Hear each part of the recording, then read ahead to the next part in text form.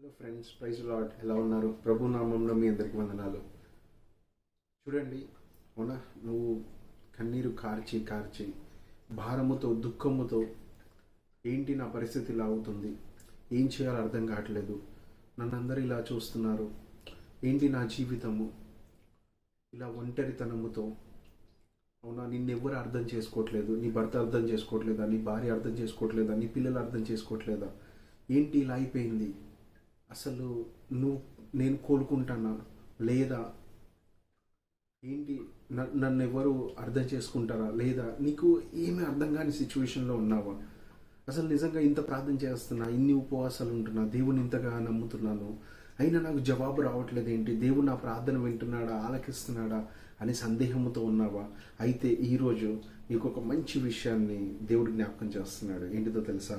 ఒకసారి యెషయా గ్రంథము 60వ అధ్యాయము 20వ వచనము. Isaiah chapter 60 verse 20. For the Lord will be your everlasting light and the days of your mourning shall be ended.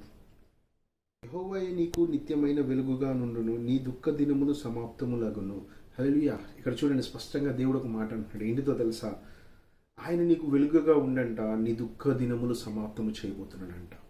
అంటే నువ్వు ఏదైతే పరిస్థితుల్లో ఉన్నావో, ఏదైతే వేటి గురించి చింతిస్తున్నావో, వేటి గురించి బాధపడుతున్నావో, వేటి గురించి దిగులు పడుతున్నావో, అవునా, నిన్నెవరు అర్థం చేసుకోవట్లేదు, దేవుడు నా ప్రార్థన ఆలకించట్లేదని అనుకుంటున్నావో, ఈరోజు దేవుడు చెప్తున్నాడు. ఏంటిదో తెలుసా?